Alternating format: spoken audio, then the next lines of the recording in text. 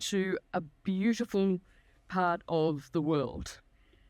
And as picturesque as it is, life in the Torres Strait Islands is not as idyllic as it may seem. Access to basic infrastructure, vulnerability to rising sea levels, and the extremely remote location, particularly on those outer islands, adds a layer of complexity and cost that can really stifle economic development and just getting by day. Against that backdrop, the Torres Strait Island Regional Council has delivered its annual report, its first since the local election in May, where Mayor Philemon Mosby was returned.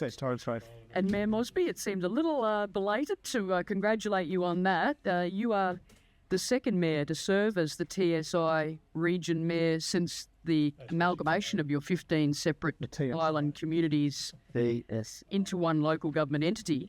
How do you go about, as mayor and council, distributing your finite budget fairly and equitably across so many communities? Thank you and good morning. Firstly, I'd like to acknowledge our Heavenly Father for His wisdom, knowledge, understanding. I'd like to also acknowledge all traditional owners throughout the length and breadth of the Torres Strait, including our great country, Australia. I'm really privileged and honoured to be warranted the trust and confidence of the people to return second term, and being the second mayor in 16, 17 years since amalgamation, I think is a real testament to my leadership, but more importantly, the confidence that the public places in a leader to step up to a very big role, especially covering 15 islands scattered across 42,000 square kilometres of sea country between Papua New Guinea and Australia. Being a non-rateable council, almost 90+% we're grant reliant, requires our councils to work a bit more harder than any other councils in Queensland, let alone Australia, to get bang for the bucks when delivering essential to life services in those 15 communities. So what is the bang for the buck that you've been able to deliver in this annual report, Mayor? Yep. We've got a number of things captured in the annual report, from works in different communities, the success of the Balu Safe and Healthy Housing Program, which was centered on key communications and collaboration to educate local families on the importance of home maintenance in its direct link to health. We were also successfully able to attain $40 million funding boost, which will assist in marine infrastructure upgrades by replacing 3 aging jetties with new modern fit-for-purpose DDA compliant marine facilities. Where will they be, Mayor? Where will they be? Those for those islands, it would be on.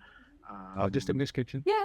Go ahead. Help yourself. On 3 of the most remote communities, Duan, which has low airstrip. Where you make it the only transport they have is through China. So it'll be on Duan Island, Saibai, and on Hubert. And they Left. when you talk about accessibility and affordability, the only way in and out to transport things to these remote islands is through the marine infrastructure, which are 30+ years old. And, we're only addressing, it seems like a big lot of money, 40 billion. But only at this point in time, council had to prioritize which communities come first. And from that 40 billion, we can only deliver 3. So there's still, this is legacy issues. We still got, able to. that's 3 years still to go. And this is something, Mayor Mosby, that you and the council have campaigned on, shoulder to shoulder with the region's only sea freight carrier, SeaSwift. Does this mean that the bit of feud and the protracted legal action that your council was taking against SeaSwift over that issue of landing fees, is that now dead and buried? It's just No, it's not, but the matter is that is going to buy itself. Yeah, right. Oh, no. to be sorted out through our legal team. I can't comment on it. Yeah. However, any funds that are like take company, cash is king, and for our council, That's money that is owed to council really helps to improve visibility standards doing it in one to deliver those essential to life infrastructure across our country. And just speaking of cost of living, we've only got a minute until our local news, but I did want to ask you about the freight subsidy, which was something that the former member for Cook, Cynthia Louis, campaigned hard for, a 20% discount on essential goods. Is this something that you can see continuing under the new LNP government? What conversations have you been having? It's something that we would like to see continue.